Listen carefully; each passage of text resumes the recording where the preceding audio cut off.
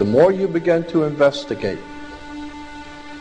what we think we understand, where we came from, what we think we're doing, the more you begin to see we've been lied to. We've been lied to by every institution. What makes you think for 1 minute that the religious institution is the only one that's never been touched? The religious institutions of this world are at the bottom of the dirt. The religious institutions in this world are put there by the same people who gave you your government, your corrupt education, who set up your international banking cartels, because our masters don't give a damn about you or your family. All they care about is what they have always cared about, and that's controlling the whole damn world. We have been misled away from the true and divine presence in the universe that men have called God. I don't know what God is, but I know what he isn't. And unless and until you are prepared to look at the whole truth, and wherever it may go, whoever it may lead to, if you want to look the other way, or if you want to play favorites, then somewhere along the line you're going to find out you're messing with divine justice. The more you educate yourself, the more you understand where things come from, the more obvious things become, and you begin to see lies everywhere. You have to know the truth and seek the truth, and the truth will set you free.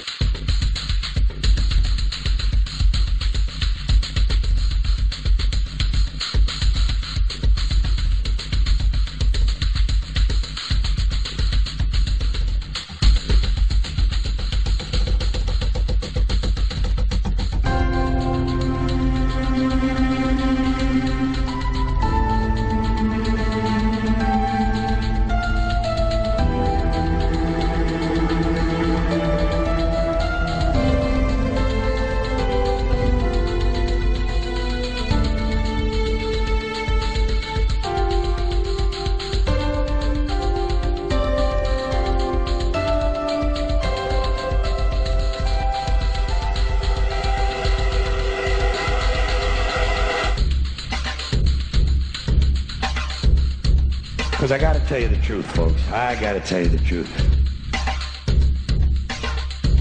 When it comes to bullshit, big time, major league bullshit, you have to stand in awe of the all-time champion of false promises and exaggerated claims, religion. Think about it. Religion has actually convinced people that there's an invisible man living in the sky who watches everything you do every minute of every day. And the invisible man has a special list of 10 things he does not want you to do. And if you do any of these 10 things, he has a special place full of fire and smoke and burning and torture and anguish where he will send you to live and suffer and burn and choke and scream and cry forever and ever till the end of time. But he loves you.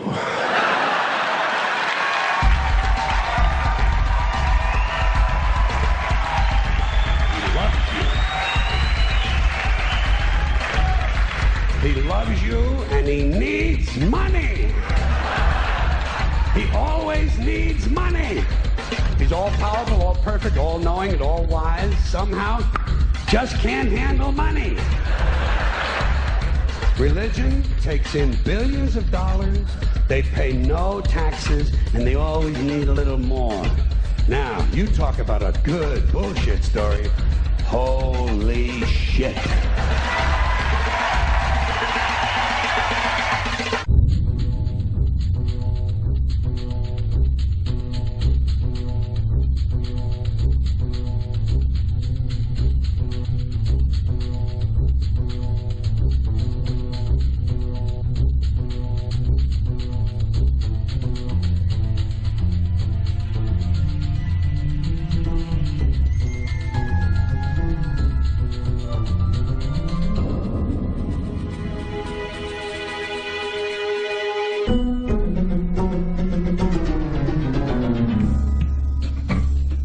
This is the sun.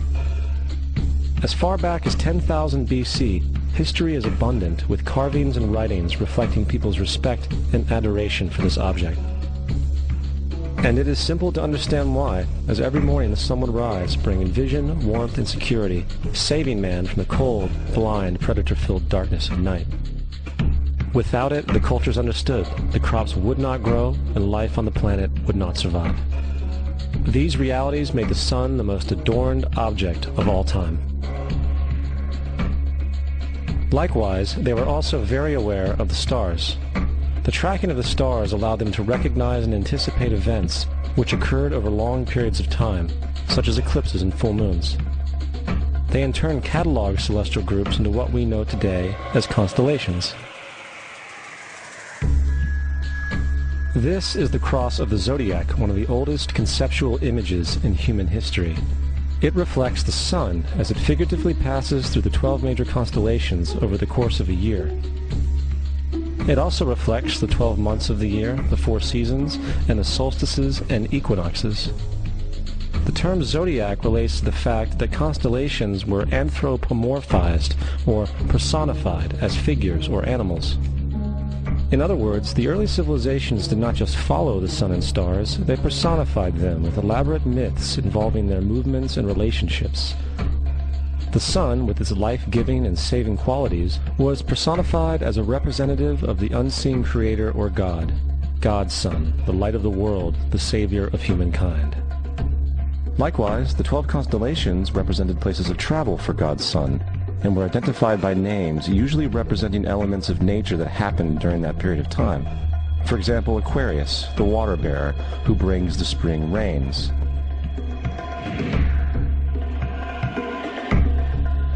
This is Horus. He is the sun god of Egypt of around 3000 BC. He is the sun anthropomorphized, and his life is a series of allegorical myths involving the sun's movement in the sky. From the ancient hieroglyphics in Egypt, we know much about this solar messiah. For instance, Horus, being the sun or the light, had an enemy known as Set, and Set was the personification of the darkness, or night. And, metaphorically speaking, every morning Horus would win the battle against Set, while in the evening Set would conquer Horus and send him into the underworld. It is important to note that dark versus light, or good versus evil, is one of the most ubiquitous mythological dualities ever known, and is still expressed on many levels to this day. Broadly speaking, the story of Horus is as follows. Horus was born on December 25th of the Virgin Isis Mary. His birth was accompanied by a star in the east, which, in turn, 3 kings followed to locate and adorn the newborn Savior. At the age of 12, he was a prodigal child teacher, and at the age of 30, he was baptized by a figure known as Anup, and thus began his ministry. Horus had 12 disciples he traveled about with, performing miracles such as healing the sick and walking on water. Horus was known by many gestural names such as the Truth, the Light, God's Anointed Son, the Good Shepherd, the Lamb of God, and many others. After being betrayed by Typhon, Horus was crucified, buried for 3 days, and thus resurrected. These attributes of Horus, whether original or not, seem to permeate many cultures of the world, for many other gods are found to have the same general mythological structure. Attis of Phrygia, born of the Virgin Nana on December 25th, crucified, placed in a tomb, and after 3 days was resurrected. Krishna of India, born of the Virgin Devaki, with a star in the east signaling his coming. He performed miracles with his disciples, and, upon his death, was resurrected. Dionysius of Greece, born of a virgin on December 25th, was a traveling teacher who performed miracles such as turning water into wine. He was referred to as the King of Kings, God's only begotten Son, the Alpha and Omega, and many others. And, upon his death, he was resurrected. Mithra of Persia, born of a virgin on December 25th, he had 12 disciples and performed miracles, and upon his death was buried for 3 days and thus resurrected. He was also referred to as the Truth, the Light, and many others. Interestingly, the sacred day of worship of Mithra was Sunday.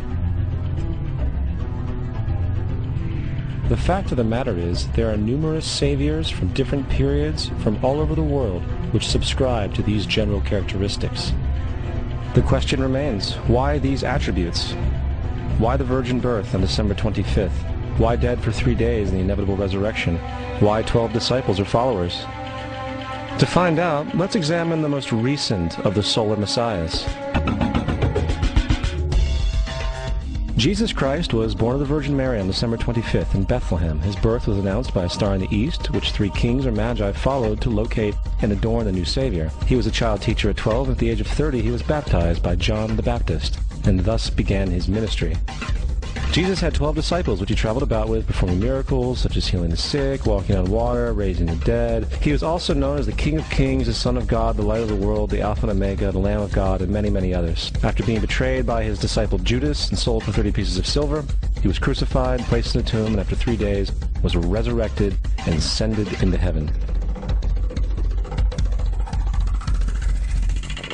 First of all, the birth sequence is completely astrological. The star in the east is Sirius, the brightest star in the night sky, which, on December 24th, aligns with the 3 brightest stars in Orion's belt. These 3 bright stars in Orion's belt are called today what they were called in ancient times, the 3 kings. And the 3 kings and the brightest star, Sirius, all point to the place of the sunrise on December 25th. This is why the 3 kings follow the star in the east, in order to locate the sunrise, the birth of the sun.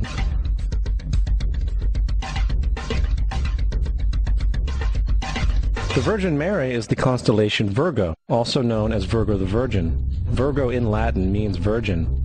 The ancient glyph for Virgo is the altered M. This is why Mary, along with other virgin mothers, such as Adonis's mother Myra or Buddha's mother Maya, begin with an M. Virgo is also referred to as the house of bread, and the representation of Virgo is a virgin holding a sheaf of wheat. This house of bread and its symbol of wheat represents August and September, the time of harvest. In turn, Bethlehem, in fact, literally translates to house of bread. Bethlehem is thus a reference to the constellation Virgo, a place in the sky, not on earth. There's another very interesting phenomenon that occurs around December 25th, or the winter solstice. From the summer solstice to the winter solstice, the days become shorter and colder. And from the perspective of the northern hemisphere, the sun appears to move south and get smaller and more scarce. The shortening of the days and the expiration of the crops when approaching the winter solstice symbolize the process of death to the ancients. It was the death of the sun. And by December 22nd, the sun's demise was fully realized, for the sun, having moved south continually for 6 months, makes it to its lowest point in the sky.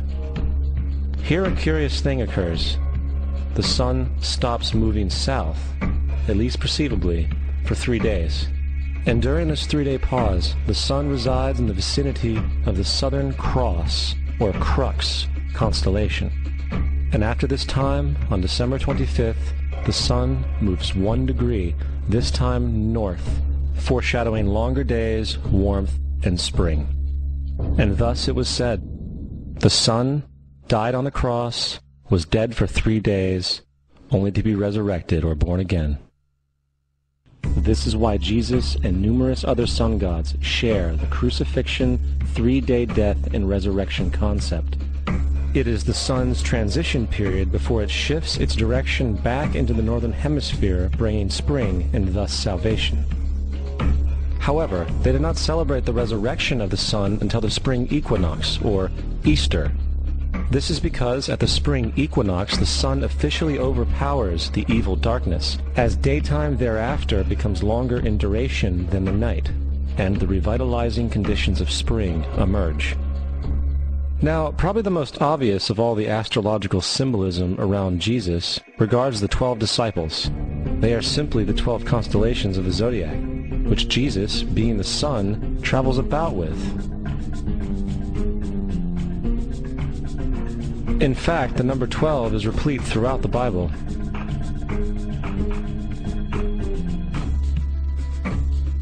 This text has more to do with astrology than anything else. Coming back to the cross of the zodiac, the figurative life of the sun, this was not just an artistic expression or tool to track the sun's movement. It was also a pagan spiritual symbol, the shorthand of which looked like this. This is not a symbol of Christianity. It is a pagan adaptation of the cross of the zodiac.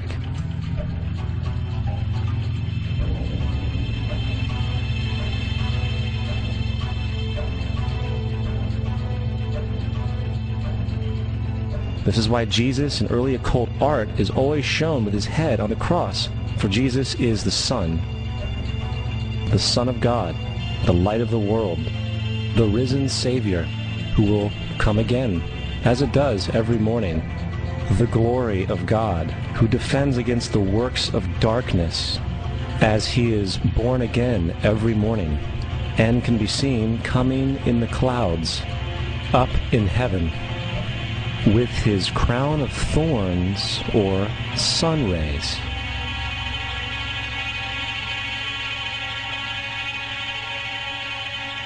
Now, of the many astronomical metaphors in the Bible, one of the most important has to do with the ages. Throughout the scriptures, there are numerous references to the age. In order to understand this, we need to be familiar with a phenomenon known as the precession of the equinoxes. The ancient Egyptians, along with cultures long before them, recognized that approximately every 2150 years, the sunrise on the morning of the spring equinox would occur in a different sign of the zodiac. This has to do with a slow, angular wobble that the Earth maintains as it rotates on its axis. It is called a precession because the constellations go backwards rather than through the normal yearly cycle. The amount of time it takes for the precession to go through all 12 signs is roughly 25,765 years. This is also called the Great Year, and ancient societies were very aware of this, and they referred to each 2150-year period as an age. From 4300 BC to 2150 BC, it was the age of Taurus, the bull. From 2150 BC to 1 AD, it was the age of Aries, the ram. And from 1 AD to 2150 AD, it is the age of Pisces, the age we are still in to this day. And in and around 2150, we will enter the new age, the age of Aquarius. Now, the Bible reflects, broadly speaking, a symbolic movement through 3 ages while foreshadowing a 4th. In the Old Testament, when Moses comes down Mount Sinai with the 10 Commandments, he is very upset to see his people worshiping a golden bull calf. In fact, he shattered the stone tablets and instructed his people to kill each other in order to purify themselves. Most biblical scholars will attribute this anger to the fact that the Israelites were worshiping a false idol or something to that effect. The reality is, the golden bull is Taurus the bull, and Moses represents the new age of Aries the ram. This is why Jews even today still blow the ram's horn. Moses represents the new age of Aries, and upon the new age, everyone must shed the old age. Other deities mark these transitions as well, such as Mithra, a pre-Christian god who kills the bull in the same symbology. Now Jesus is the figure who ushers in the age following Aries, the age of Pisces, or the 2 fish. Fish symbolism is very abundant in the New Testament. Jesus feeds 5,000 people with bread and 2 fish. When he begins his ministry walking along Galilee, he befriends 2 fishermen who follow him. And I think we have all seen the Jesus fish on the back of people's cars. Little do they know what it actually means. It is a pagan astrological symbolism for the sun's kingdom during the age of Pisces. Also, Jesus' assumed birth date is essentially the start of this age. At Luke 22:10, when Jesus is asked by his disciples where the next Passover will be after he is gone, Jesus replies, "Behold, when ye are entered into the city, there shall a man meet you, bearing a pitcher of water. Follow him into the house where he entereth in." This scripture is by far one of the most revealing of all the astrological references. The man bearing the pitcher of water is Aquarius, the water bearer, who is always pictured as a man pouring out a pitcher of water. He represents the age after Pisces, and when the sun, God's Son, leaves the age of Pisces, Jesus, it will go into the house of Aquarius, as Aquarius follows Pisces in the precession of the equinoxes. All Jesus is saying is that after the age of Pisces will come the age of Aquarius.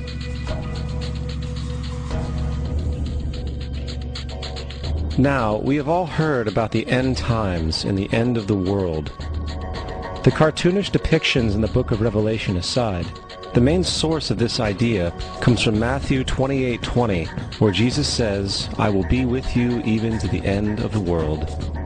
However, in the King James Version, world is a mistranslation, among many mistranslations. The actual word being used is eon, which means age. I will be with you even to the end of the age, which is true, as Jesus' solar Piscean personification will end when the sun enters the age of Aquarius. The entire concept of end times and the end of the world is a misinterpreted astrological allegory. Let's tell that to the approximately 100 million people in America who believe the end of the world is coming. Furthermore, the character of Jesus being a literary and astrological hybrid is most explicitly a plagiarization of the Egyptian sun god Horus. For example, inscribed about 3,500 years ago on the walls at the Temple of Luxor in Egypt are images of the Annunciation, the Immaculate Conception, the birth, and the adoration of Horus. The images begin with Thoth announcing to the Virgin Isis that she will conceive Horus, then Neph, the Holy Ghost, impregnating the Virgin, and then the virgin birth and the adoration. This is exactly the story of Jesus' miracle conception. In fact, the literary similarities between the Egyptian religion and the Christian religion are staggering.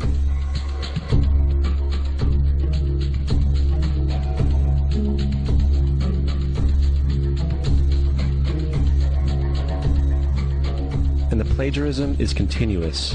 The story of Noah and Noah's Ark is taken directly from tradition. The concept of the Great Flood is ubiquitous throughout the ancient world, with over 200 cited claims in different periods and times. However, one need look no further for a pre-Christian source than the Epic of Gilgamesh, written in 2600 BC. This story talks of a great flood commanded by God, an ark with saved animals upon it, and even the release and return of a dove, all held in common with the biblical story among many other similarities. And then there is the plagiarized story of Moses. Upon Moses' birth, it is said that he was placed in a reed basket and set adrift in a river in order to avoid infanticide. He was later rescued by a daughter of royalty and raised by her as a prince. This baby in a basket story was lifted directly from the myth of Sargon of Akkad of around 2250 BC. Sargon was born, placed in a reed basket in order to avoid infanticide, and set adrift in a river. He was in turn rescued and raised by Aki, a royal midwife. Furthermore, Moses is known as the lawgiver, the giver of the Ten Commandments, the Mosaic Law. However, the idea of a law being passed from God to a prophet up on a mountain is also a very old motif. Moses is just another lawgiver in a long line of lawgivers in mythological history. In India, Manu was the great lawgiver. In Crete, Minos ascended Mount Dicta, where Zeus gave him the sacred laws, while in Egypt there was Meses, who carried stone tablets and upon them the laws of God were written. Manu, Minos, Meses, Moses. And as far as the Ten Commandments, they are taken outright from spell 125 in the Egyptian Book of the Dead. What the Book of the Dead phrased, "I have not stolen," became "Thou shalt not steal." "I have not killed," became "Thou shalt not kill." "I have not told lies," became "Thou shalt not bear false witness," and so forth. In fact, the Egyptian religion is likely the primary foundational basis for the Judeo-Christian theology.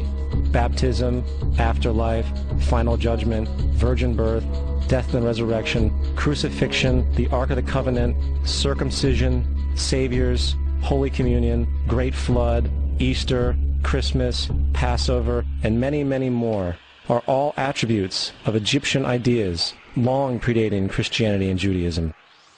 Justin Martyr, one of the first Christian historians and defenders, wrote, "When we say that he, Jesus Christ, our teacher, was produced without sexual union, was crucified and died and rose again, and ascended into heaven, we propound nothing different from what you believe regarding those who you esteem sons of Jupiter.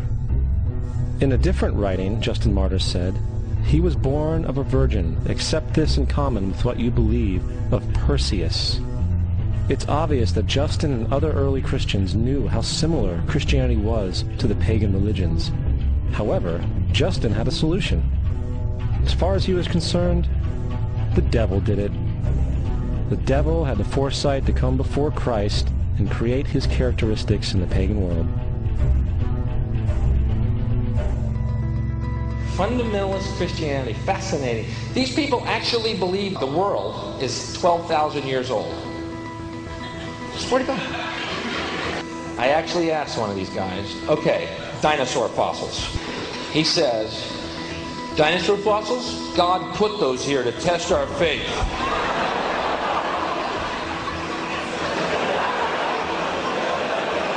I think God put you here to test my faith, dude.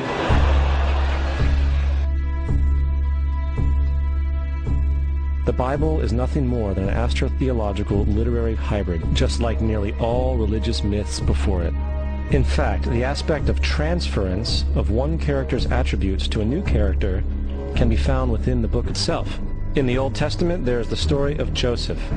Joseph was a prototype for Jesus. Joseph was born of a miracle birth. Jesus was born of a miracle birth.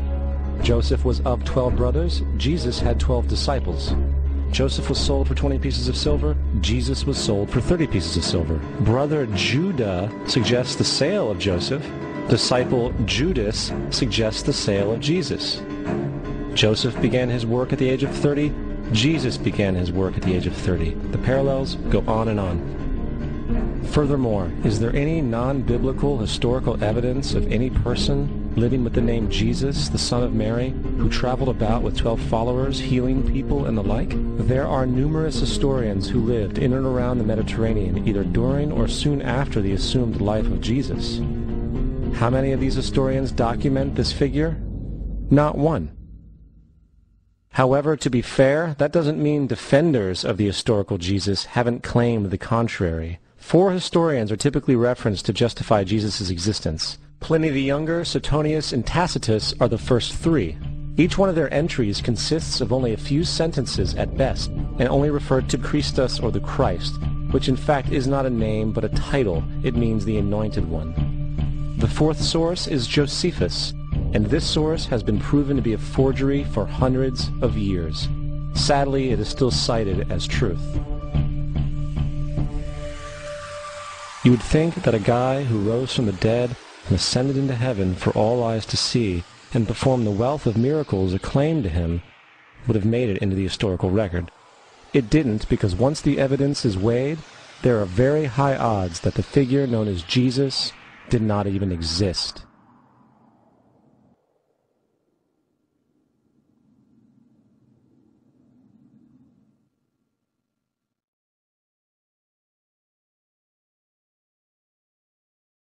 We don't want to be unkind, but we want to be factual. We don't want to cause hurt feelings, but we want to be academically correct in what we understand and know to be true. Christianity just is not based on truth. We find that Christianity was in fact nothing more than a Roman story developed politically.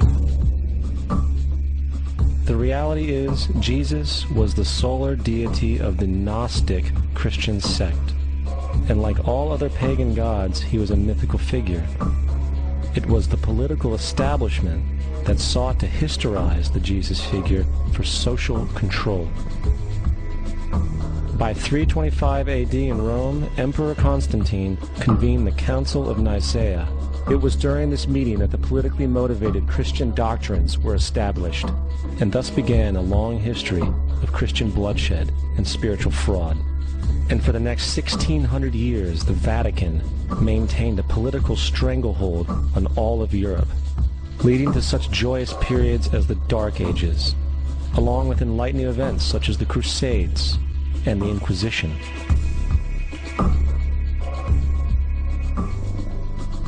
Christianity, along with all other theistic belief systems, is the fraud of the age. It serves to detach the species from the natural world, and likewise each other. It supports blind submission to authority. It reduces human responsibility to the effect that God controls everything, and in turn awful crimes can be justified in the name of a divine pursuit. And most importantly, it empowers those who know the truth, but use the myth to manipulate and control societies. The religious myth is the most powerful device ever created and serves as the psychological soil upon which other myths can flourish.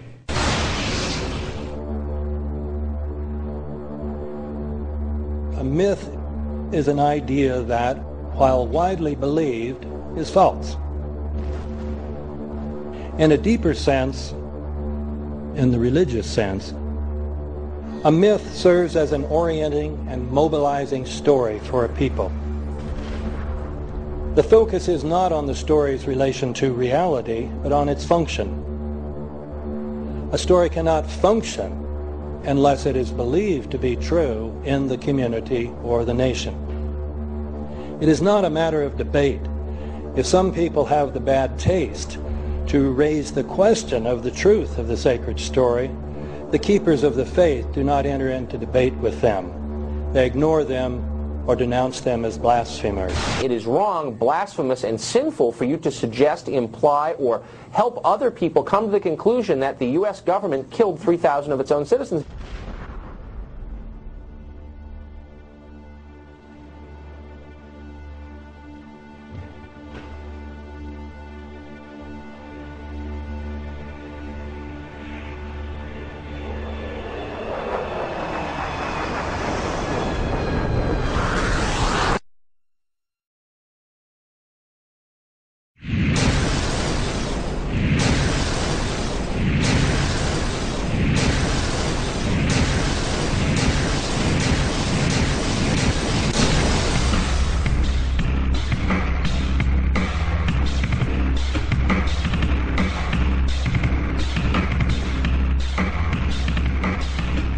If a demolition team set off when you see the old demolitions of these old buildings. It looks like one of those scenes of an old building being purposely dynamited and blown up. Anybody who's ever watched a building being demolished on purpose knows that if you're going to do this, you have to get at the under-infrastructure of a building and bring it down. The way the structure is collapsing, this was the result of something that was planned. It's not accidental that the first tower just happened to collapse and then the second tower just happened to collapse in exactly the same way.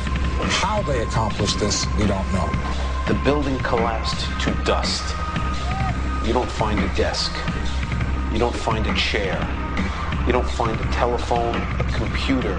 The biggest piece of a telephone I found was half of the keypad, and it was about this big. What happened to the concrete? The concrete was pulverized from river to river. There was dust powder 2-3 inches thick. The concrete was just pulverized. Reminiscent of those pictures we've all seen too much on television before, when a building was deliberately destroyed by well-placed dynamite to knock it down. If it had detonated, they were planned to take down a building. Boom, boom, boom, boom. I heard a second explosion. There was a heavy-duty explosion. Then there was those secondary explosions and then the subsequent collapses. An explosion blew and it knocked everybody over. To me, it sounded like an explosion. It sounded like gunfire. Bang, bang, bang, bang, bang. And then all of a sudden, 3 big explosions. We heard a big explosion coming down. And then the entire top of the building just blew up. We saw some kind of explosion. By the force of the explosions. Big explosion. Blew us back into the 8th floor. Then we get to the lobby. This is a big explosion. The lobby looked as though a bomb had exploded there. A huge explosion now raining debris. It's been a huge explosion. Huge explosion that we all heard and felt. We just witnessed some kind of follow-up explosion. We heard a very loud blast explosion. The secondary explosion at Tower 1 camp. That is another bomb going off. He thinks that there were actually devices that were planted in the building. Planted in the building.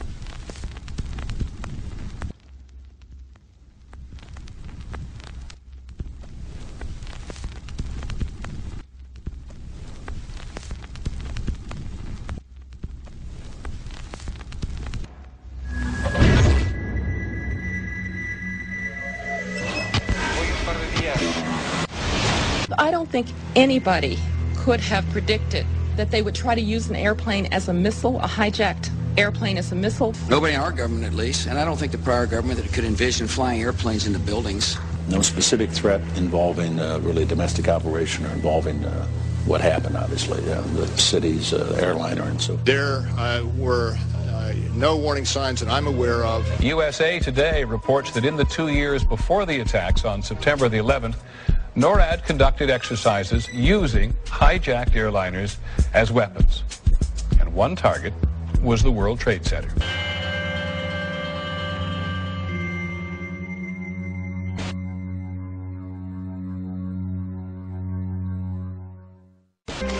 In confidential documents from the Philippines obtained by CNN, the plan was clear. He will board any American commercial aircraft, control its cockpit, and dive it at the CIA headquarters. Other buildings targeted the Pentagon and the World Trade Center. Security in counterterrorism was blinking red, in the words of George Tenet, that the warnings of an imminent attack were so severe that something dramatic should have been done. It was unparalleled. Instead, our president went on a month-long vacation.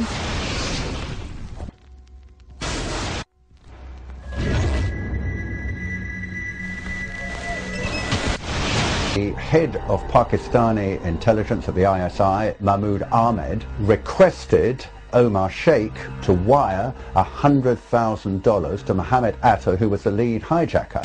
Hijacker Mohammed Atta received wire transfers via Pakistan. The man sending the money to Atta is believed to be Ahmed Umar Saeed Sheikh. Omar Sheikh admitted he was supported by the Pakistan government's intelligence service, the ISI.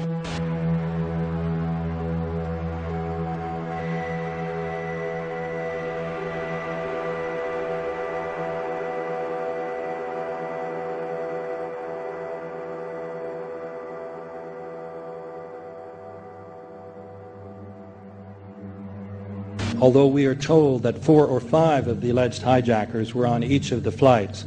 If so, their names should have been on the flight manifests.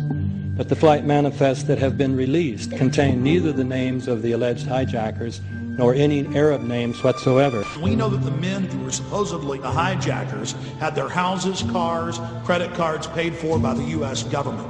They were, in truth, agents. Evidence was also apparently planted. The passport of one of the hijackers on Flight 11 was allegedly found in the rubble. Goes through the fireball, through the side of the plane, and comes down the ground unscathed. But something happened. For 6 months, they reported they had this passport. Boy, we've got it. We've got the proof. And then the guy stood up and was alive. Several of these 19 men are still alive.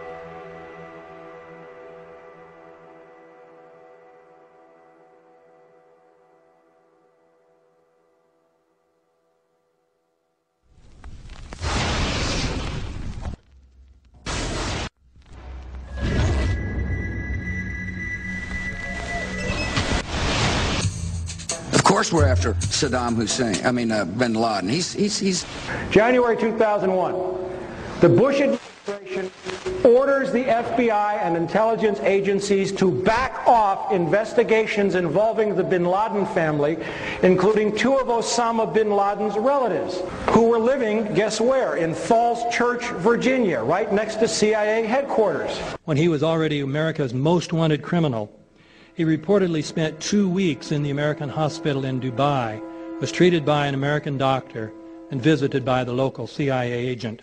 We have not seen one piece of evidence that links Osama bin Laden directly to the planning stages of September 11th. This failure to provide proof was later said to be unnecessary because bin Laden, in a video allegedly found in Afghanistan, admitted responsibility for the attacks. This confession is now widely cited as proof. But the man in this video has darker skin, fuller cheeks, and a broader nose than the Osama bin Laden of all other videos. We again seem to have planted evidence. In 1976, Osama's older brother Salim bin Laden hired a man in Texas by the name of Jim Bath to handle all the investments in the United States for the bin Laden family. Jim Bath also happens to be a personal, almost lifelong friend and former Air National Guard pilot with George W. Bush. The connections between the Bushes and the bin Ladens become much more clear when George Herbert Walker Bush made trips to Saudi Arabia in 1998 and 2000 to meet with the bin Laden family on behalf of a company called the Carlyle Group.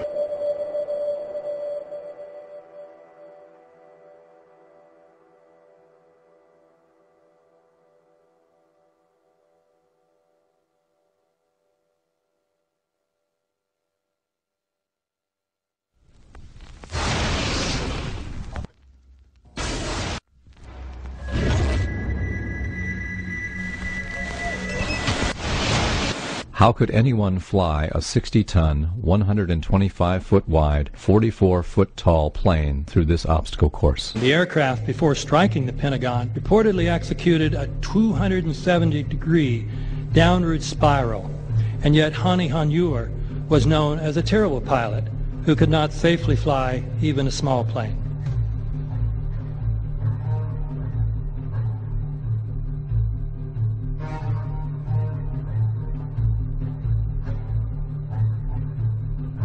No seats, no luggage, no bodies.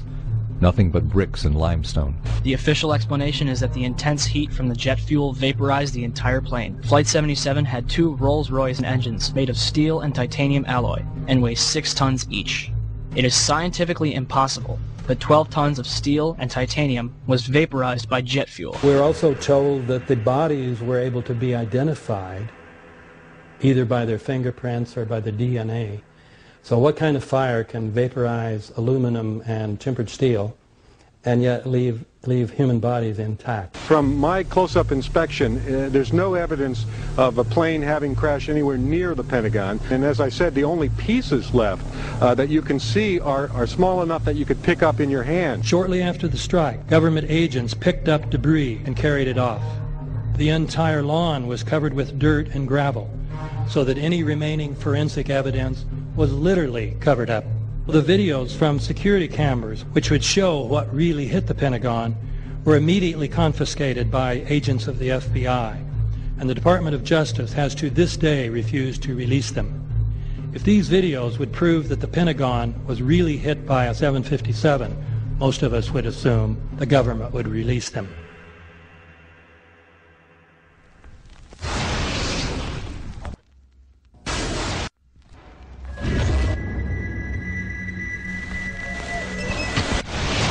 It looks like there's nothing there except for a hole in the ground. Basically, that's right. The only thing you could see from where we were was a big gouge in the earth and some broken trees. We could see some people walking around in the area, but from where we could see, there wasn't much left. Any large pieces of debris at all? No, there was nothing that you could distinguish that a plane had crashed there.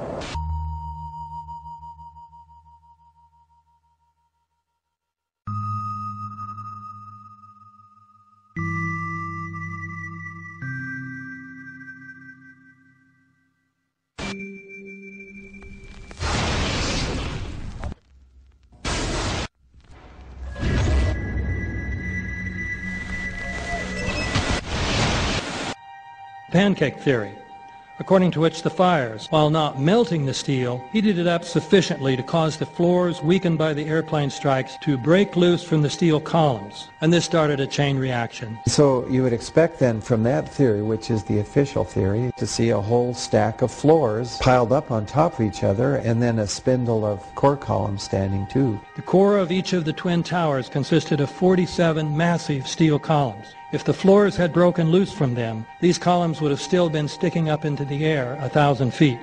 The plane did not cut all those core columns. We designed the buildings to take the impact of the Boeing 707 hitting the building at any location. The building probably could sustain multiple impacts of jetliners. That the plane flew straight into the building. Through him, right. So you're saying that the building was actually designed to cope with a hole like that and still survive? Yeah, it was.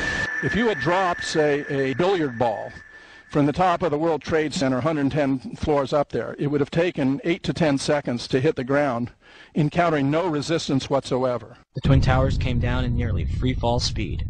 200,000 tons of steel shatters and explodes outwards over 500 feet. This means that floors shattered at an average rate of about 10 floors per second. There is no scenario for a pancake effect of buildings falling that allows them to fall at the rate of free fall. Now what can do that? What can move mass out of the way?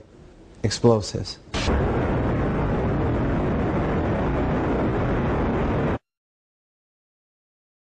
"47 huge steel columns going up the core. They're interconnected. How do you get them to fail simultaneously so the core disappears? It looks like those core columns were cut. The way we do this is by cutting the beam at an angle.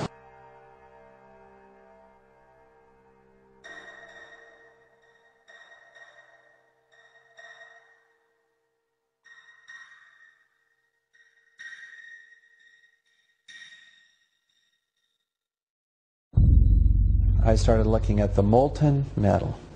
All three buildings, both towers in the rubble, in the basement areas, and Building 7, there's these pools of molten metal.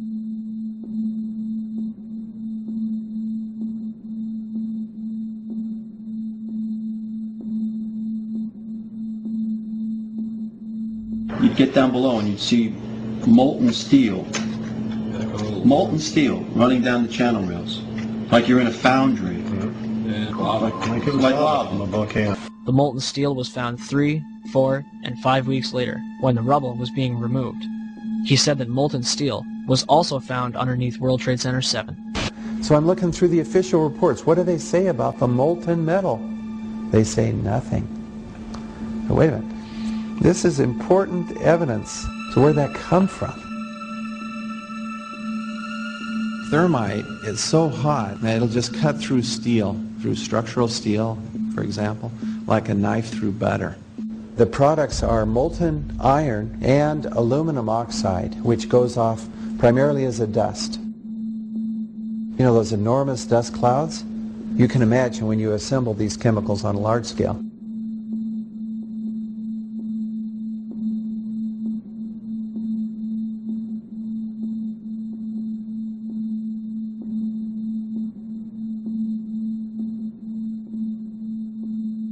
Molten metal pools under both towers after they collapsed, and Building 7. Now, Building 7 wasn't even hit by a jet. Part of the problem is that most people simply don't know much about Building 7 due to the extraordinary secrecy surrounding this collapse. And this was a 47-story skyscraper. This building fell at 5:25. It was not hit by a plane. This building had fires on only 2 or 3 floors. And it was brought down by what we know was a controlled demolition. Demolitions, they look just like that. You know, a kink in the middle, and then that building just comes straight down, almost at free fall speed. They first blow one of the central columns so the building falls in on itself. Building 7 had a classic crimp or wedge. Its central column was blown out first, so it didn't structurally damage buildings just a few feet away from it.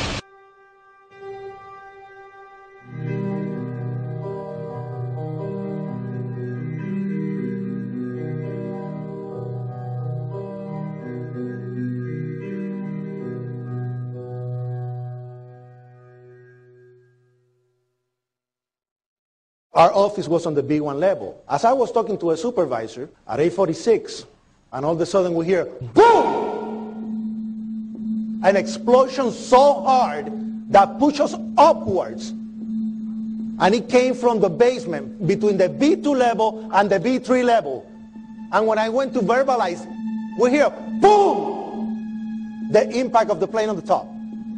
As I'm walking by the main freight corridor building in the corridor, that's when I got blown.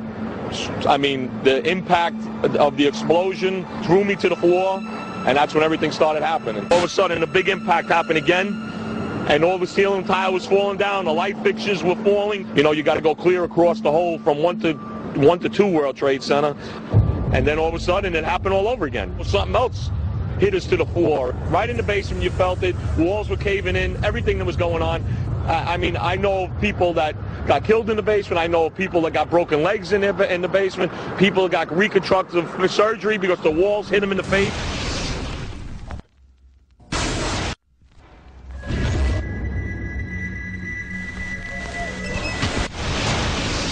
According to standard operating procedure, if an FAA flight controller notices anything that suggests a possible hijacking, the controller is to contact a superior. If the problem cannot be fixed within about a minute, the superior is to ask NORAD, the North American Aerospace Command, to send up or scramble jet fighters to find out what is going on. NORAD then issues a scramble order to the nearest Air Force base with fighters on alert. But although interceptions usually occur within 10 or so minutes, in this case, 80 or so minutes had elapsed before fighters were even airborne. It's a mind-bending anomaly. Not a single U.S. Air Force interceptor turns a wheel until it's too late. There are no jets at all. What if they were so confused and had been so deliberately confused that they couldn't respond? The reason that they didn't know where to go was because a number of conflicting and overlapping war game exercises were taking place. It involved the insertion of false radar blips onto radar screens in the Northeast Air Defense Sector. Center Team U, we have a problem here. We have a hijacked aircraft headed towards New York. We need someone to scramble some F-16s or something up there to help us out. Is this real world or exercise? Is this real world or exercise? There was another exercise, Vigilant Warrior, which was, in fact, according to a NORAD source, a live-fly hijack drill being conducted at the same time. With only 8 available fighter aircraft, and they have to be dispatched in pairs, they were dealing with as many as 22 possible hijacks on the day of 9/11, and they couldn't separate the war game exercises from the actual hijacks.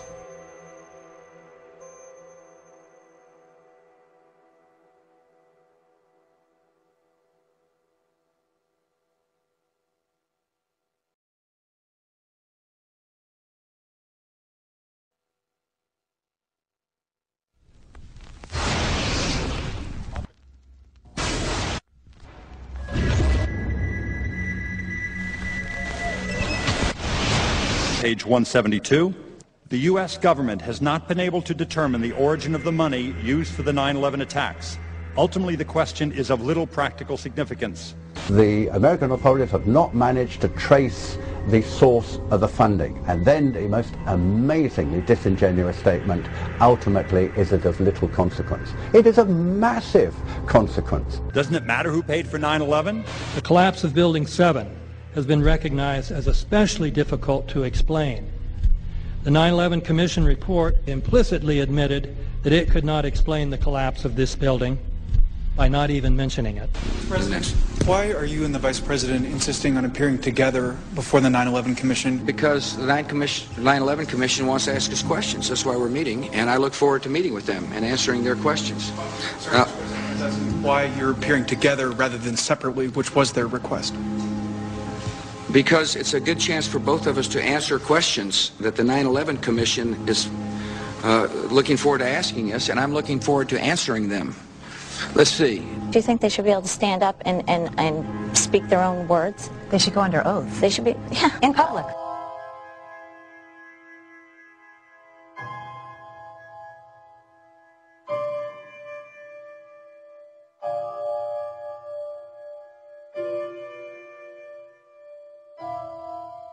Don't you think that the families deserve to have a transcript or to be able to see what you Adam, said? you asked me that question yesterday. I got the same answer, yeah. The final report was a unanimous report. That means that if there was a single commissioner who had any objection about anything, that fact would be dropped from the report. We have found out that he not only served on the transition team of the Bush administration, that he was a person who wrote a draft memo for the setup of the Bush administration's National Security Council, that he was an individual who wrote the preemptive war strategy that was eventually used for the war in Iraq, that he is a close friend of Condoleezza Rice's. We want him to resign.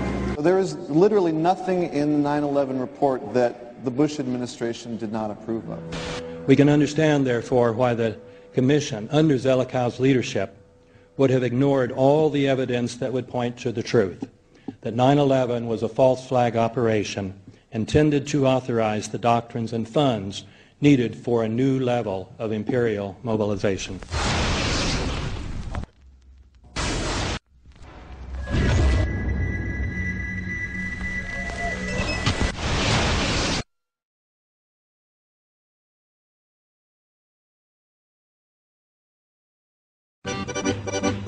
armed with knives, armed with chemical, biological, nuclear weapons. Fanatics, terrorists, September 11th. September 11th, killers, September 11th, terrorists. Terrorists of Al-Qaeda, terrorists, nuclear weapons, terrorists. 9/11, terror, terrorist, evil. September 11th, September 11th. The terrorists, war and danger. September 11th, terrorism, global terrorism, terrorism, terrorism, terrorists, terrorists, terrorists, terrorists, the terror, terrorists, terrorist, terrorism. September 11th, global terrorism, terrorist, terrorism. September 11th, world terrorism, terrorism. September 11th, global terrorism. September the 11th, terror, weapons of mass destruction. September the 11th, terrorists, the evil terrorists, no. Terrorism. The words are hypnotically repeated. Terrorism, terrorist, terrorist threat, and of course, believed to be linked to Al-Qaeda. But it's the so-called war on terrorism that's in our faces practically 24/7 as the inescapable focus of our existence. One day, our grandchildren will look back on this time and ask, how was the war on terror won? The entire U.S. ruling class, ruling elite, comes to see terrorism as the preferred means, indeed the only means, to provide social cohesion, to provide an enemy image for the society to keep it together. According to neocon theory from Carl Schmitt, you have to have an enemy image in order to have a society. It's a very dangerous thing, because now it means that the entire social order, the political parties, intellectual life, politics in general, all based on a monstrous myth. Monstrous myth.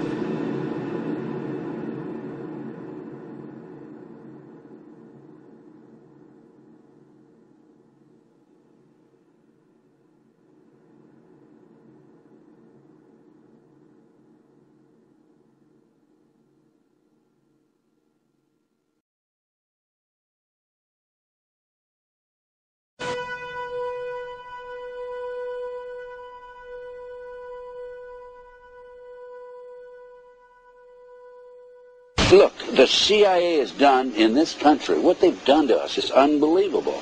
Look at the terrorist acts that have occurred. The CIA behind most, if not all of them. We had the Marine barracks. We had our embassy in Kenya. We had Pan Am 103. We had the USS Cole. We had Oklahoma City. We had the World Trade Center in 1993. That helped the terrorists blow up the World Trade Center the first time. They built the bomb. They got the driver's license. The informant, the FBI informant, a fellow named Salam, a 43-year-old former Egyptian army officer, he was given the assignment to put the bomb together. And he went to his supervisor, his FBI supervisor, and said, we're going to put a dummy bomb in here, right? And the FBI supervisor said, no, we're going to put a real bomb. The FBI actually carried out the attack on the World Trade Center in 1993. They actually hired Ahmad Salam and paid him $1 million and gave him real explosives, a detonator, and told him to build a bomb and to give it to the foolish people that he was controlling to allow them to attack the World Trade Center complex. Unfortunately for them, there were only 6 people killed, not enough to pass the legislation. So what happened is 2 years later, April 19, 1995, down comes Oklahoma City Murrah building, 168 people killed. 1 year later, the anti-terrorism legislation that takes away many of our constitutional rights and civil liberties is passed.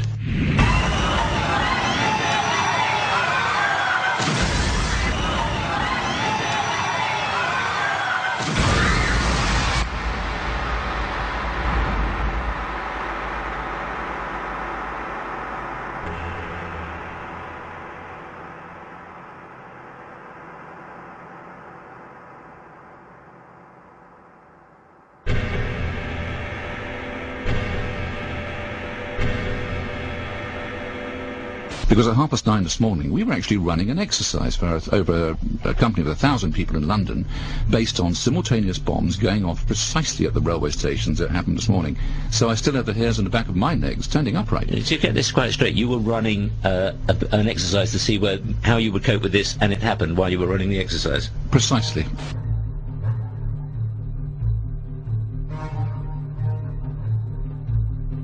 Supposed to believe is some kind of coincidence, there was also an anti-terrorist drill going on 7/7. And again, just like 9/11, They were talking about attacks on the same targets, the same kind of tube stations, and exactly the same time as the actual attack happened, providing some kind of cover for what must be operations orchestrated in some way by the state.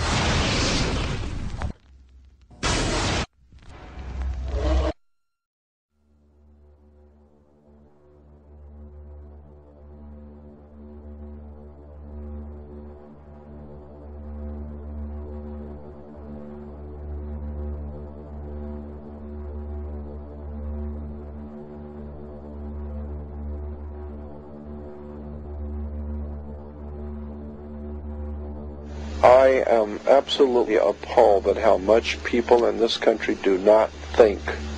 We are given to understand that, that an Arabic guy out there up in the mountains financed the most elaborate attack on this country. Do you think some people in a cave, were able to have NORAD stand down? Do you think that people in a cave were able to have all of this happen? And when I think about how many Americans were killed in New York City, and believing as I do that this thing was a setup job, this is a textbook operation that Nazis used, and they've used it over and over again.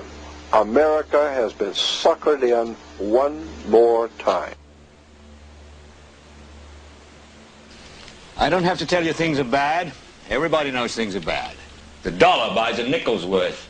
Banks are going bust. Shopkeepers keep a gun under the counter. Punks are running wild in the street, and there's nobody anywhere who seems to know what to do, and there's no end to it. We know the air is unfit to breathe, and our food is unfit to eat. We sit watching our TVs while some local newscaster tells us that today we had 15 homicides and 63 violent crimes, as if that's the way it's supposed to be. We know things are bad, worse than bad. They're crazy. It's like everything everywhere is going crazy, so we don't go out anymore. We sit in the house, and slowly the world we're living in is getting smaller, and all we say is, please, at least leave us alone in our living rooms. Let me have my toaster and my TV and my steel-belted radios, and I won't say anything. Just leave us alone. Well, I'm not going to leave you alone. I want you to get mad. I don't want you to protest. I don't want you to riot. I don't want you to write to your congressmen because I wouldn't know what to tell you to write. I don't know what to do about the depression and the inflation and the Russians and the crime in the street. All I know is that first, you've got to get mad. You've got to say, I'm a human being. God damn it. My life has value.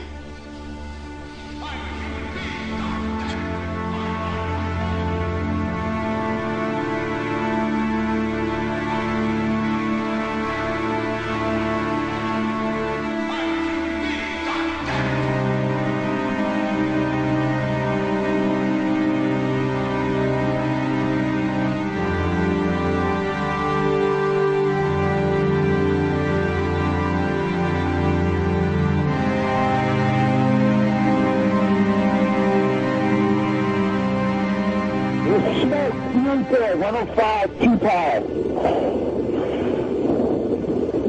It's right there, it's black, it's iron. My wife thinks I'm all right. I called her and said I was leaving the building, I was fine, and bang. It's 3 of us, 2 broken windows. Oh, God!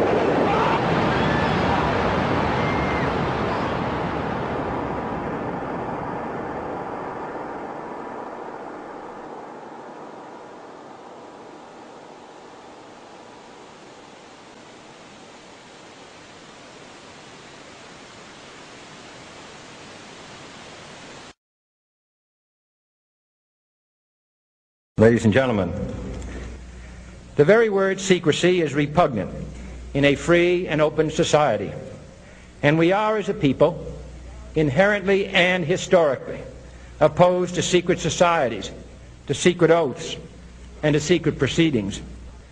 For we are opposed around the world by a monolithic and ruthless conspiracy that relies primarily on covert means for expanding its sphere of influence, on infiltration instead of invasion, on subversion instead of elections, on intimidation instead of free choice.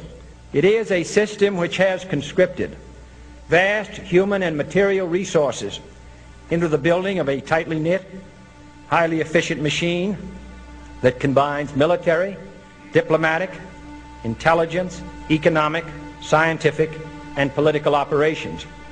Its preparations are concealed, not published. Its mistakes are buried, not headlined. Its dissenters are silenced, not praised. No expenditure is questioned, no secret is revealed. That is why the Athenian lawmaker Solon decreed it a crime for any citizen to shrink from controversy. I am asking your help in the tremendous task of informing and alerting the American people, confident that with your help, man will be what he was born to be, free and independent.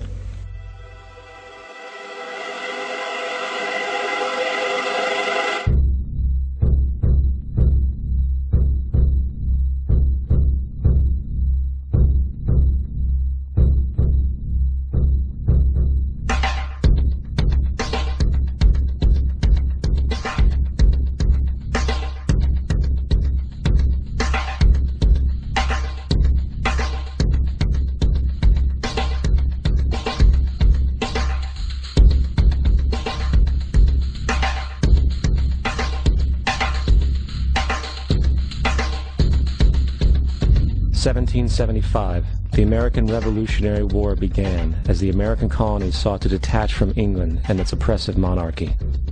Though many reasons are cited for the revolution, one in particular sticks out as the prime cause, that King George III of England outlawed the interest-free, independent currency the colonies were producing and using for themselves, in turn forcing them to borrow money from the Central Bank of England at interest, immediately putting the colonies into debt. And, as Benjamin Franklin later wrote, the refusal of King George III to allow the colonies to operate an honest money system which freed the ordinary man from the clutches of the money manipulators was probably the prime cause of the Revolution. In 1783, America won its independence from England. However, its battle against the central bank concept and the corrupt, greed-filled men associated with it had just begun. So what is a central bank? A central bank is an institution that produces the currency of an entire nation. Based on historical precedent, two specific powers are inherent in central banking practice: the control of interest rates and the control of the money supply, or inflation. The central bank does not simply supply a government's economy with money, it loans it to them at interest. Then, through the use of increasing and decreasing the supply of money, the central bank regulates the value of the currency being issued. It is critical to understand that the entire structure of this system can only produce one thing in the long run: debt. It doesn't take a lot of ingenuity to figure this scam out. For every single dollar produced by the central bank is loaned at interest. That means every single dollar produced is actually the dollar plus a certain percent of debt based on that dollar. And since the central bank has the monopoly over the production of the currency for the entire country, and they loan each dollar out with immediate debt attached to it, where does the money to pay for the debt come from? It can only come from the central bank again, which means the central bank has to perpetually increase its money supply to temporarily cover the outstanding debt created, which in turn, since that new money is loaned out at interest as well, creates even more debt. The end result of this system without fail is slavery, for it is impossible for the government and thus the public to ever come out of the self-generating debt. The founding fathers of this country were well aware of this.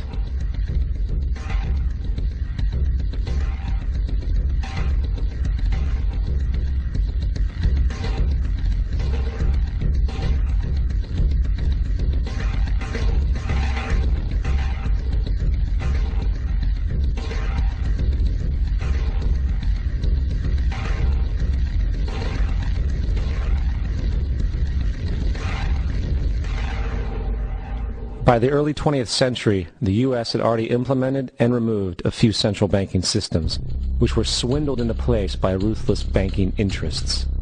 At this time, the dominant families in the banking and business world were the Rockefellers, the Morgans, the Warburgs, the Rothschilds. And in the early 1900s, they sought to push, once again, legislation to create another central bank. However, they knew the government and public were very weary of such an institution, so they needed to create an incident to affect public opinion. So, J.P. Morgan, publicly considered a financial luminary at the time, exploited his mass influence by publishing rumors that a prominent bank in New York was insolvent or bankrupt. Morgan knew this would cause mass hysteria, which would affect other banks as well. And it did. The public, in fear of losing their deposits, immediately began mass withdrawals. Consequently, the banks were forced to call in their loans, causing the recipients to sell their property, and thus a spiral of bankruptcies, repossessions, and turmoil emerged. Putting the pieces together a few years later, Frederick Allen of Life magazine wrote, "The Morgan interests took advantage to precipitate the panic, guiding it shrewdly as it progressed." Unaware of the fraud, the Panic of 1907 led to a congressional investigation headed by Senator Nelson Aldrich, who had intimate ties to the banking cartels and later became part of the Rockefeller family through marriage. The commission, led by Aldrich, recommended a central bank should be implemented so a panic like 1907 could never happen again. This was the spark the international bankers needed to initiate their plan. In 1910, a secret meeting was held at a J.P. Morgan estate on Jekyll Island off the coast of Georgia. It was there that the central banking bill called the Federal Reserve Act was written. This legislation was written by bankers, not lawmakers. This meeting was so secretive, so concealed from government and public knowledge that the 10 or so figures who attended disguised their names when en route to the island. After this bill was constructed, it was then handed over to their political frontman, Senator Nelson Aldrich, to push through Congress. And in 1913, with heavy political sponsorship by the bankers, Woodrow Wilson became president, having already agreed to sign the Federal Reserve Act in exchange for campaign support. And 2 days before Christmas, when most of Congress was at home with their families, the Federal Reserve Act was voted in, and Wilson in turn made it law. Years later, Woodrow Wilson wrote, in regret,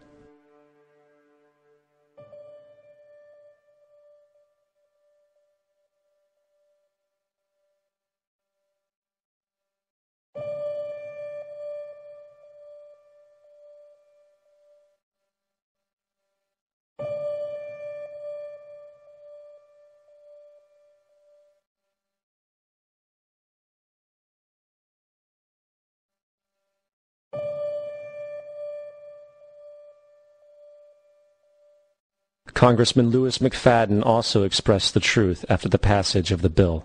A world banking system was being set up here, a superstate controlled by international bankers, acting together to enslave the world for their own pleasure. The Fed has usurped the government.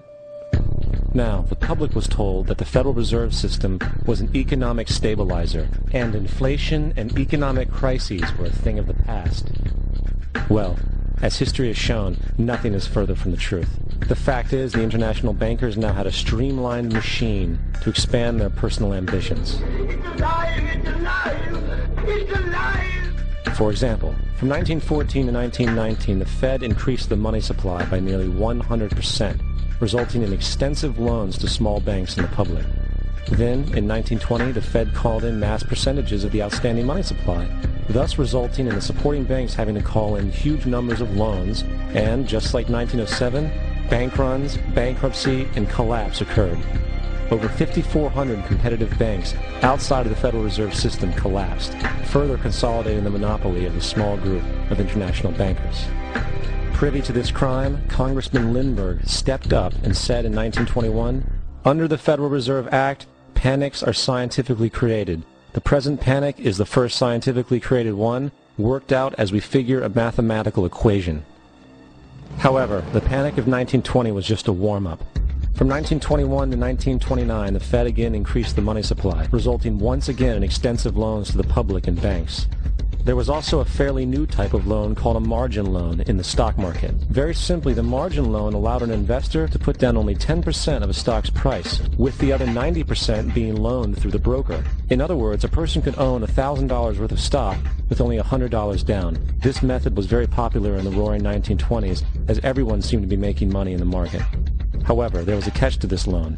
It could be called in at any time and had to be paid within 24 hours. This is termed a margin call, and the typical result of a margin call is the selling of the stock purchased with the loan. So, a few months before October in 1929, J.D. Rockefeller, Bernard Baruch, and other insiders quietly exited the market. And on October 24th, 1929, the New York financiers who furnished the margin loans started calling them in masse. This sparked an instantaneous, massive sell-off in the market, for everyone had to cover the margin loans. It then triggered mass bank runs for the same reason, in turn collapsing over 16,000 banks, enabling the conspiring international bankers to not only buy up rival banks at a discount, but to also buy up whole corporations at pennies on the dollar. It was the greatest robbery in American history. But that didn't stop there. Rather than expanding the money supply in order to recover from this economic collapse, the Fed actually contracted it, fueling one of the largest depressions in history. Once again outraged, Congressman Louis McFadden, a longtime opponent of the banking cartels, began bringing impeachment proceedings against the Federal Reserve Board, saying of the crash and depression, it was a carefully contrived occurrence. International bankers sought to bring about a condition of despair so that they might emerge the rulers of us all. Not surprisingly, and after 2 previous assassination attempts, McFadden was poisoned at a banquet before he could push for the impeachment. Now, having reduced the society to squalor, the Federal Reserve bankers decided that the gold standard should be removed. In order to do this, they needed to acquire the remaining gold in the system. So, under the pretense of helping to end the Depression, came the 1933 gold seizure. Under the threat of imprisonment for 10 years, everyone in America was required to turn in all gold bullion to the Treasury, essentially robbing the public of what little wealth they had left. And at the end of 1933, the gold standard was abolished. If you look at a dollar bill from before 1933, it says it is redeemable in gold. You look at a dollar bill today, it says it is legal tender, which means it is backed by absolutely nothing. It is worthless paper. The only thing that gives our money value is how much of it is in circulation. Therefore, the power to regulate the money supply is also the power to regulate its value, which is also the power to bring entire economies and societies to its knees.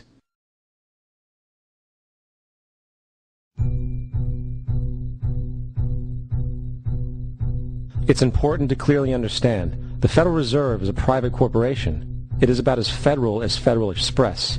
It makes its own policies and is under virtually no regulation by the U.S. government. It is a private bank that loans all the currency at interest to the government, completely consistent with the fraudulent central banking model that the country sought to escape from when it declared independence in the American Revolutionary War. Now, going back to 1913, the Federal Reserve Act was not the only unconstitutional bill pushed through Congress. They also pushed the federal income tax. It's worthwhile to point out that the American public's ignorance towards the federal income tax is a testament to how dumbed down and oblivious the American population really is. First of all, the federal income tax is completely unconstitutional, as it is a direct, unapportioned tax. All direct taxes have to be apportioned to be legal based on the Constitution. Secondly, the required number of states in order to ratify the amendment to allow the income tax was never met, and this has even been cited in modern court cases.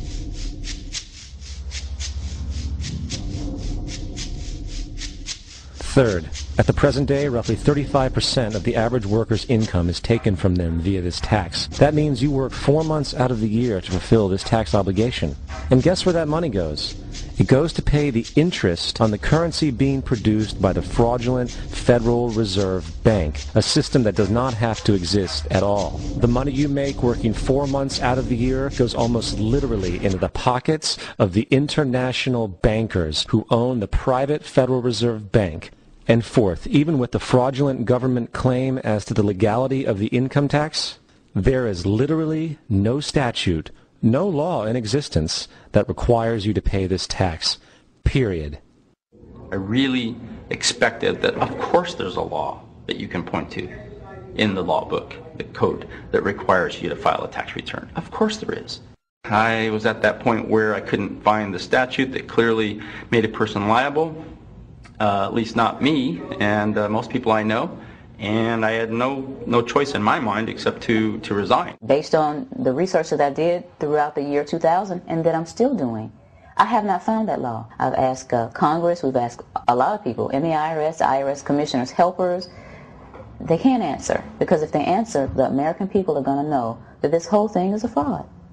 I haven't filed an federal income tax return since I left. I have not filed a tax return since 1999. The income tax is nothing less than the enslavement of the entire country. Now, the control of the economy and the perpetual robbery of wealth is only one side of the Rubik's Cube the bankers hold in their hands. The next tool for profit and control is war. Since the inception of the Federal Reserve in 1913, a number of large and small wars have commenced. The three most pronounced were World War I, World War II, and Vietnam. World War I. In 1914, European wars broke out centered around England and Germany. The American public wanted nothing to do with the war.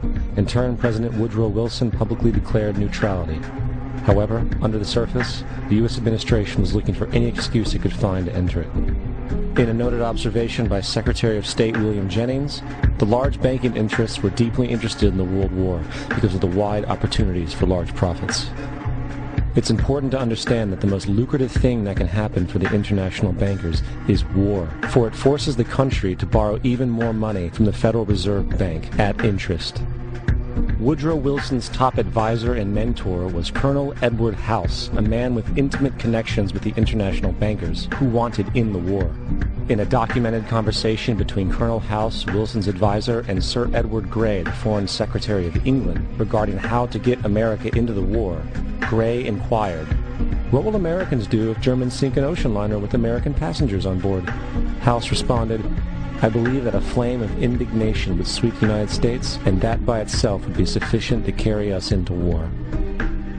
So, on May 7, 1915, on essentially the suggestion of Sir Edward Grey, a ship called the Lusitania was deliberately sent into German-controlled waters, where German military vessels were known to be. And, as expected, German U-boats torpedoed the ship, exploding stored ammunition, killing 1,200 people. To further understand the deliberate nature of this setup, the German embassy actually put advertisements in the New York Times telling people that if they boarded the Lusitania, they did so at their own risk, as such a ship sailing from America to England through the war zone would be liable to destruction. In turn, and as anticipated, the sinking of the Lusitania caused a wave of anger among the American population, and America entered the war a short time after. The First World War caused 323,000 American deaths. J.D. Rockefeller made $200 million off of it. Not to mention the war cost about $30 billion for America, most of which was borrowed from the Federal Reserve Bank at interest, furthering the profits of the international bankers. World War II. On December 7, 1941, Japan attacked the American fleet at Pearl Harbor, triggering our entry into that war. President Franklin D. Roosevelt declared the attack was a day that will live in infamy. A day of infamy indeed, but not because of the alleged surprise attack on Pearl Harbor.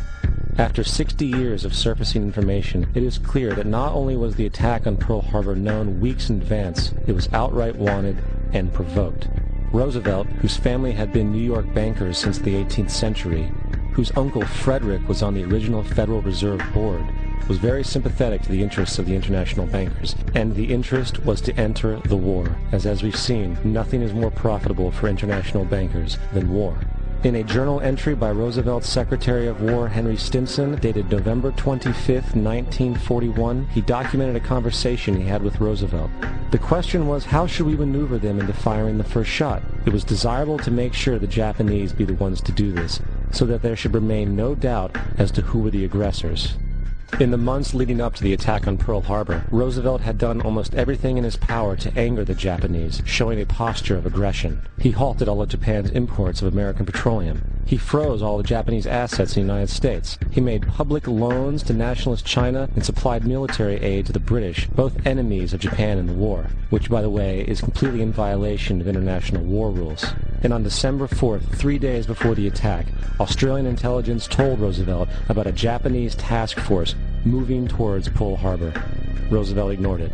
So, as hoped and allowed, on December 7, 1941, Japan attacked Pearl Harbor, killing 2,400 soldiers.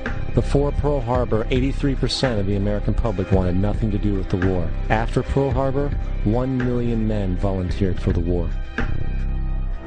It is important to note, Nazi Germany's war effort was largely supported by two organizations, one of which was called IG Farben. IG Farben produced 84% of Germany's explosives, and even the Zyklon B used in the concentration camps to kill millions. One of the unspoken partners of I.G. Farben was J.D. Rockefeller's Standard Oil Company in America. In fact, the German Air Force could not operate without a special additive patented by Rockefeller Standard Oil. The drastic bombing of London by Nazi Germany, for example, was made possible by a $20 million sale of fuel to I.G. Farben by the Rockefeller Standard Oil Company. This is just one small point on the topic of how American business funded both sides of World War II. One other treasonous organization worth mentioning is the Union Banking Corporation of New York City. Not only did it finance numerous aspects of Hitler's rise to power, along with actual materials during the war, it was also a Nazi money laundering bank, which was eventually exposed for having millions of dollars of Nazi money in its vaults. The Union Banking Corporation of New York was eventually seized for violations of the Trading with the Enemy Act. Guess who the director and vice president of the Union Bank was? Prescott Bush, our current president's grandfather, and of course our former president's father. Keep that in mind when considering the moral and political dispositions of the Bush family. Vietnam. The United States' official declaration of war on North Vietnam in 1964 came after an alleged incident involving 2 U.S. destroyers being attacked by North Vietnamese PT boats in the Gulf of Tonkin. This was known as the Gulf of Tonkin Incident. This single situation was the catalytic pretext for massive troop deployment and full-fledged warfare. One problem, however, the attack on the U.S. destroyers by Vietnamese PT boats never happened. It was a completely staged event to have an excuse to enter the war. Former Secretary of Defense Robert McNamara stated years later that the Gulf of Tonkin incident was a mistake, while many other insiders and officers have come forward, relaying that it was a contrived farce, a complete lie. Once in the war, it was business as usual. In October 1966, President Lyndon Johnson lifted trading restrictions on the Soviet bloc, knowing full well that the Soviets were providing upwards of 80% of North Vietnam's war supplies. Consequently, Rockefeller interests financed factories in the Soviet Union, which the Soviets used to manufacture military equipment and send it to North Vietnam.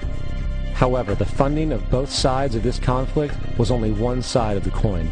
In 1985, Vietnam's rules of engagement were declassified. This detailed what American troops were and were not allowed to do in the war. It included absurdities like North Vietnamese anti-aircraft missile systems could not be bombed until they were known to be fully operational. No enemy could be pursued once they crossed the border of Laos or Cambodia. And most revealing of all, the most critical strategic targets were not allowed to be attacked unless initiated by high military officials. Apart from these imposed ludicrous limitations, North Vietnam was informed of these restrictions and therefore could base entire strategies around the limitations of the American forces. This is why the war went on so long. And the bottom line is this: the Vietnam War was never meant to be won, just sustained. This war for profit resulted in 58,000 American deaths and 3 million dead Vietnamese. So, where are we now? September 11th was the jumpstart for what is now an accelerated agenda by the ruthless elite. It was a staged war pretext no different than the sinking of the Lusitania, the provoking of Pearl Harbor, and the Gulf of Tonkin lie. In fact, if 9/11 wasn't a planned war pretext, it would be an exception to the rule. It has been used to launch 2 unprovoked illegal wars, one against Iraq and one against Afghanistan. However, 9/11 was a pretext for another war as well, the war against you. The Patriot Act, Homeland Security, the Military Tribunals Act, and other legislations are all completely and entirely designed to destroy your civil liberties and limit your ability to fight back against what is coming. Currently in the United States, unannounced to most brainwashed Americans, your home can be searched without a warrant, without you being home. You can in turn be arrested with no charges revealed to you, detained indefinitely with no access to a lawyer, and legally tortured, all under the suspicion that you might be a terrorist. If you need a painted picture of what is happening in this country, let's recognize how history repeats itself. In February 1933, Hitler staged a false flag attack, burning down his own German parliament building, the Reichstag, and blamed it on communist terrorists. In the next few weeks, he passed the Enabling Act, which completely eradicated the German Constitution, destroying people's liberties. He then led a series of preemptive wars, all justified to the German people as necessary to maintaining Homeland Security.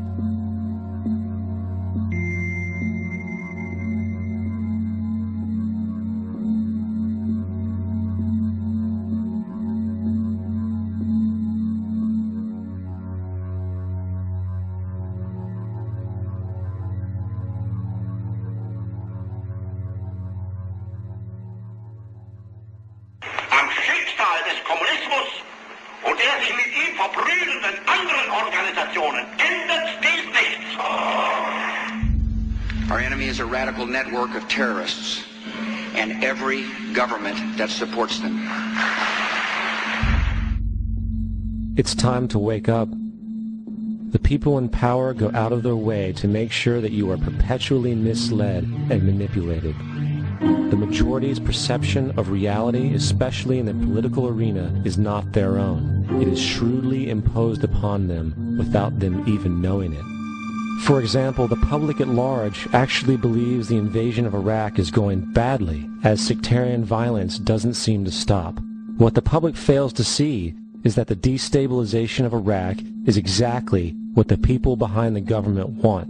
This war is to be sustained so the region can be divided up, domination of the oil maintained, continual profits reaped for the defense contractors, and most importantly, permanent military bases established to be used as a launching pad against other oil-bearing, non-conforming countries such as Iran and Syria.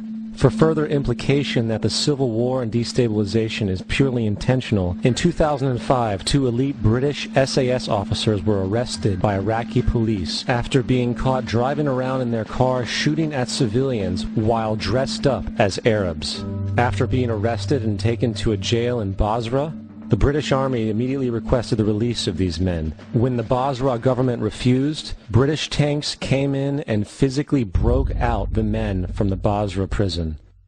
If you wish to destroy an area, how do you do it? Well, there are 2 ways. You can go in there and bomb it and so forth, but that is not very efficient.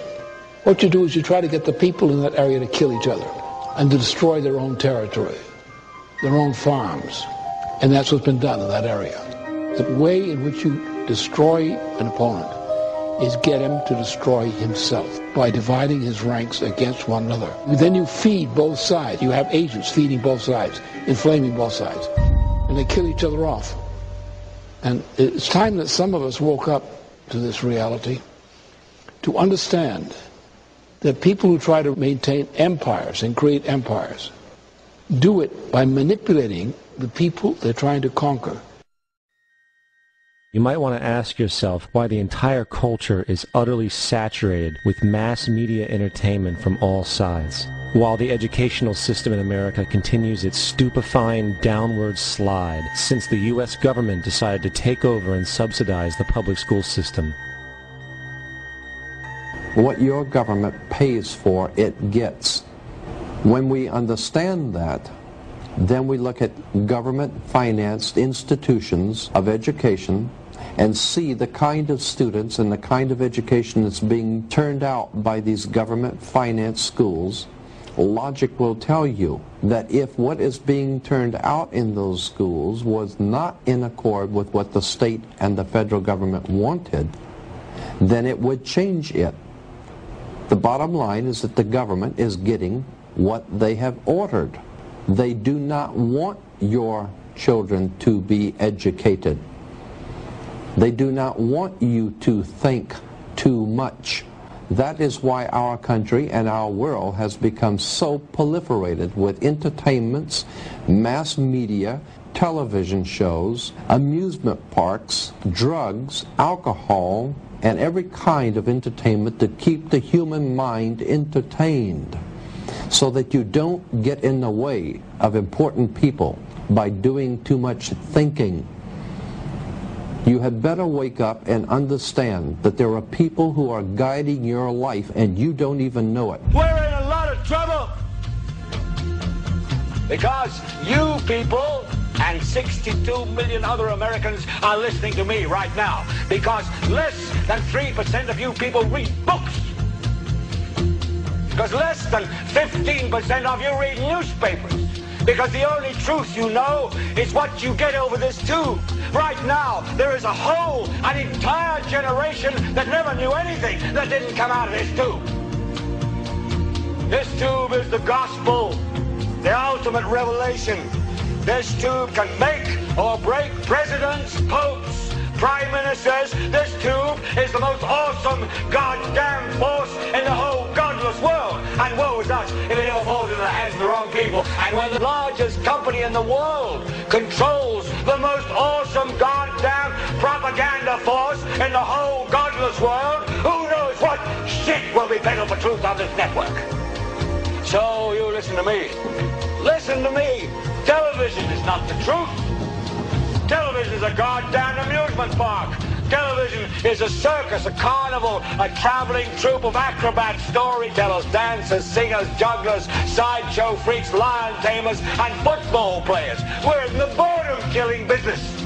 But you people sit there day after day, night after night, all ages, colors, creeds. We're all you know. You're beginning to believe the illusions we're spinning here. You're beginning to think that the tube is reality and that your own lives are unreal. You do whatever the tube tells you. You dress like the tube. You eat like the tube. You raise your children like the tube. You even think like the tube. This is mass madness, you maniacs. In God's name, you people are the real thing. We are the illusion. The last thing the men behind the curtain want is a conscious, informed public capable of critical thinking, which is why a continually fraudulent zeitgeist is output via religion, the mass media, and the educational system. They seek to keep you in a distracted, naive bubble, and they are doing a damn good job of it. In 2005, an arrangement between Canada, Mexico, and the United States was made. This arrangement, unannounced to the public, unregulated by Congress, merges the United States, Mexico, and Canada into one entity, erasing all borders. It's called the North American Union, and you might want to ask yourself why you've never heard of this. In fact, there is only one mainstream reporter who has actually heard of and has had the courage to cover this issue.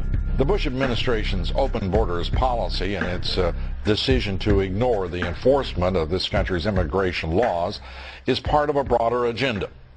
President Bush signed a formal agreement that will end the United States as we know it, and he took the step without approval from either the U.S. Congress or the people of the United States. It's a deal that few have even heard of. It's being done again by very few people at the very top on behalf of the investment class, but the working class of people, political officials across our country, from communities, from cities and so forth, they don't know anything about this. This isn't some trade agreement. It is a total removal of sovereignty from these countries, which will also result in a completely new currency called the Amero. Fall. Apart from that, I think one thing people who are dollar-based need to focus on is the Amero. That's the one thing that nobody's talking about, but I think it's going to have a big impact on everybody's life in Canada, the U.S., and Mexico. The Amero is the proposed new currency for the North American community, which is being developed right now between Canada, the U.S., and Mexico to make a borderless community, much like the EU, and the dollar, Canadian dollar, U.S. dollar, and the Mexican peso replaced by the Amero. By default of this agreement, the American Constitution will eventually be obsolete. You would think that a situation like this would be on the cover of every major newspaper. That is until you realize that the people who are behind this movement are the same people behind the mainstream media, and you are not told what you're not supposed to know. The North American Union is the same concept as the European Union, the African Union, and the soon-to-be Asian Union, and the same people are behind all of them. And, when the time is right, the North American Union, the European Union, the African Union, and the Asian Union will be merged together, forming the final stages of a plan these men have been working on for over 60 years. A one-world government.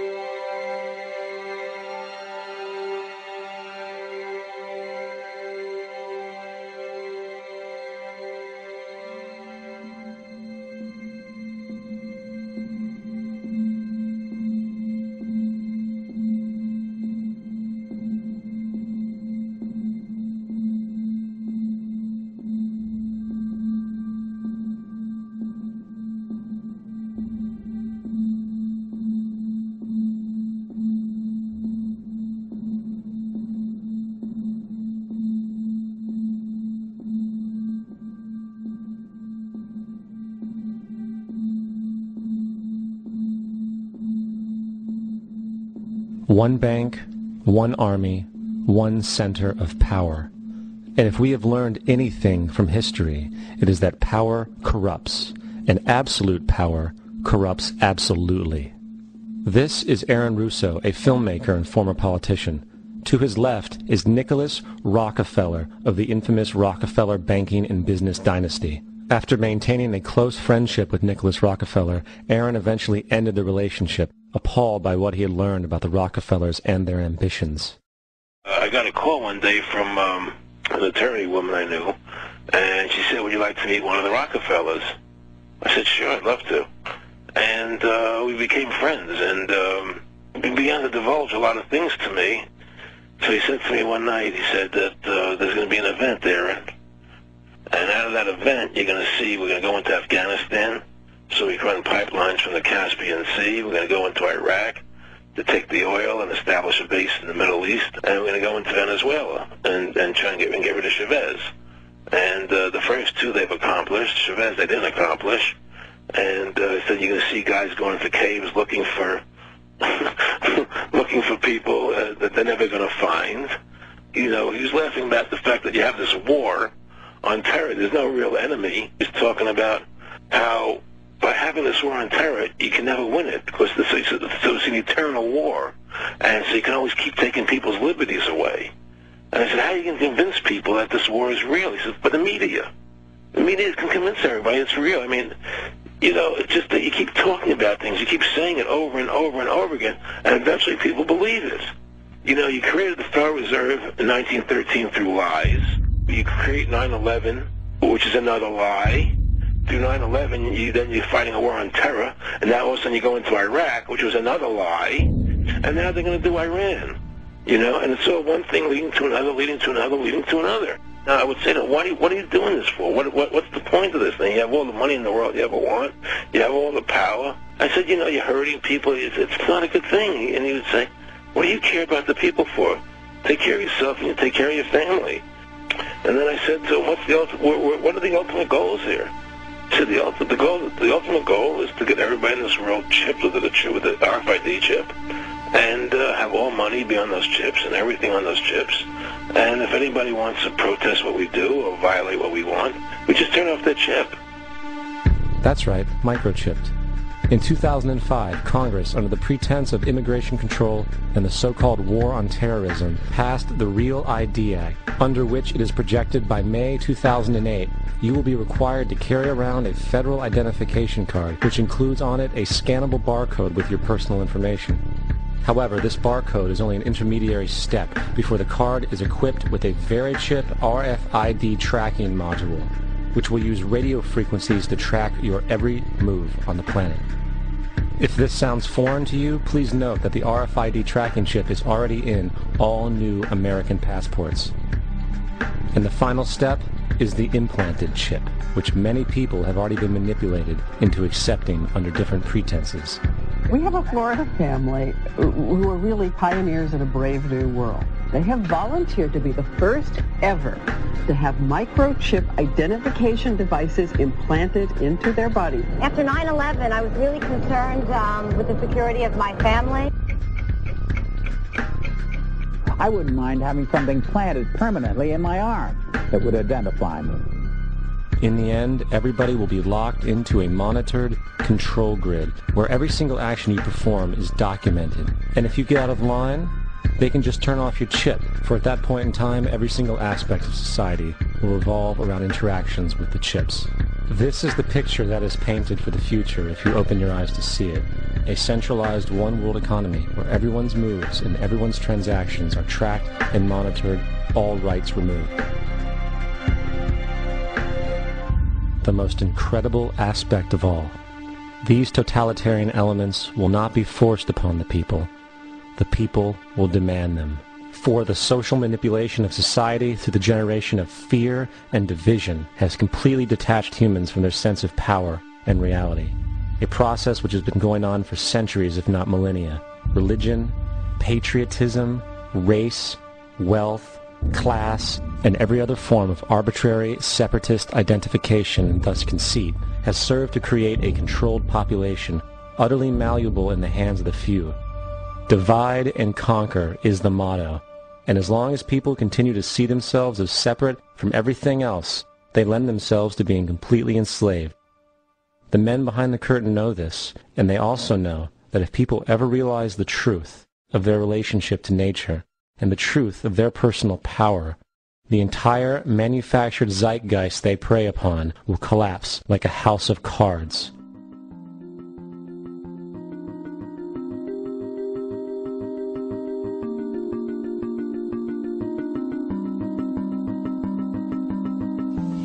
The whole system that we live in drills into us that we're powerless, that we're weak, that our society is evil, that it's crime-ridden, etc., and so forth. It's all a big, fat lie. We are powerful, beautiful, extraordinary. There is no reason why we cannot understand who we truly are, where we are going. There is no reason why the average individual cannot be fully empowered. We are incredibly powerful beings. You know, I think I spent 30 years of my life, in the first 30, trying to become something. I wanted to become good at things. I wanted to become good at tennis. I wanted to become good at school and grades and everything I kind of viewed in that perspective. I'm not okay the way I am, but if I got good at things, I realized that I had the game wrong. The game was to find out what I already was. Find out what I already was.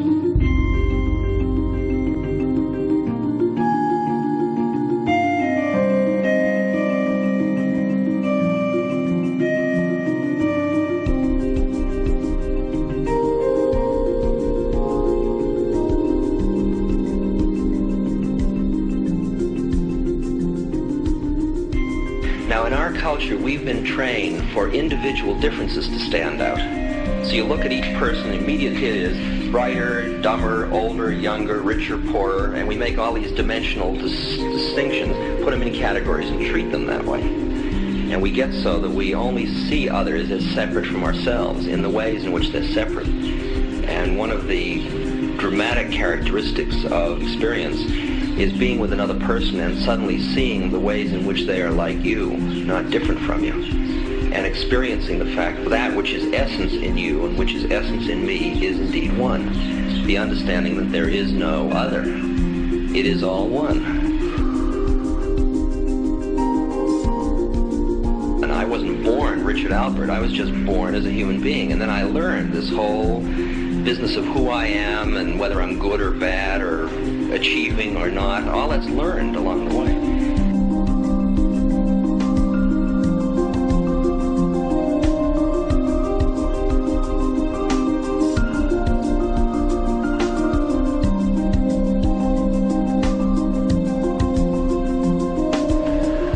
The old appeals to racial, sexual, and religious chauvinism, to rabid nationalist fervor, are beginning not to work. A new consciousness is developing which sees the earth as a single organism and recognizes that an organism at war with itself is doomed.